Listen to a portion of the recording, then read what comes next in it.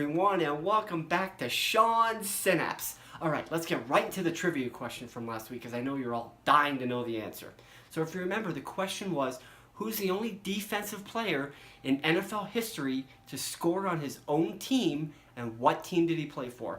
The answer is Jim Marshall, and he was a defensive end for the Minnesota Vikings, and this occurred on October 25th, 1964 against the San Francisco 49ers.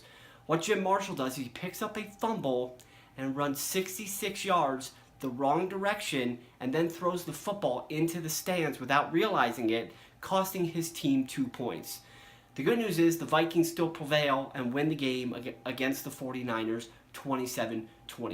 So for those of you who said Jim Marshall, good job, but it still goes down as one of the biggest boneheaded plays in NFL history. Babe Ruth, Roger Maris, Sammy Sosa, Mark McGwire, Barry Bonds. What do all these Major League Baseball players have in common? They all broke the same record. So records are meant to be broken. Or are they?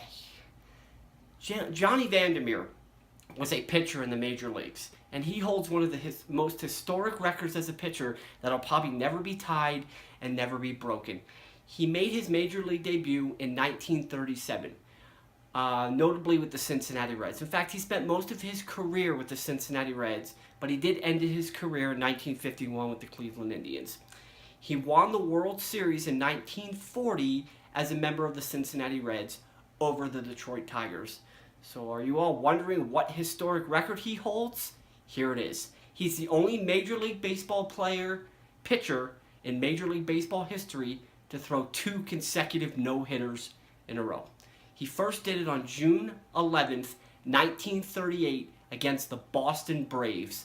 And then he followed it up 4 days later on June 15th, 1938 against the Brooklyn Dodgers at Ebbets Field. That was the first night game at Ebbets Field. A lot of people didn't know that. So his numbers are his career numbers are not over the top. They're not great. He's got a win-loss record of 119 and 121. He only has over 1,200 strikeouts, and his earned run average is over 3. But he holds a record that will never be broken.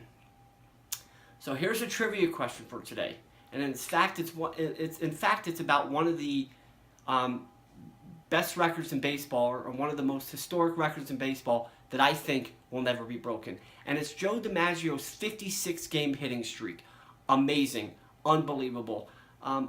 Some people have come close. In fact, Pete Rose is the closest. He had a 44-game hitting streak, but no one has touched it. So all streaks have to come to an end. So the trivia question for the day is, who was the pitcher that ended Joe DiMaggio's 56-game hitting streak? Thanks for watching. Keep watching. Get your friends to watch. Get your friends to subscribe. Leave comments. You guys are great. I'm out of here.